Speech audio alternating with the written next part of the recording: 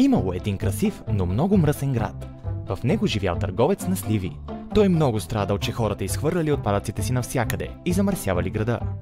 Дълго време се чудил какво да направи и накрая измислил игра. На следващия ден отишъл на центъра и поканил всички да играят заедно. Правилата били лесни. Имало сметище с отпадъци и пазар с сливи.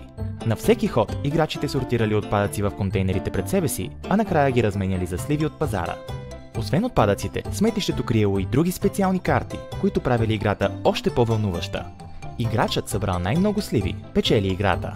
Хората толкова харесали играта, че играли ден след ден. Без да осъзнаят, те започнали да виждат отпадъците около себе си по различен начин и започнали да ги сортират и рециклират. Не след дълго, усмивката на търговеца била отново на лицето му, защото градът му ставал все по-чист и красив. Ти можеш да направиш същото с новата игра на стола, състезателна и образователна игра за рециклиране, в която разменяш сливи за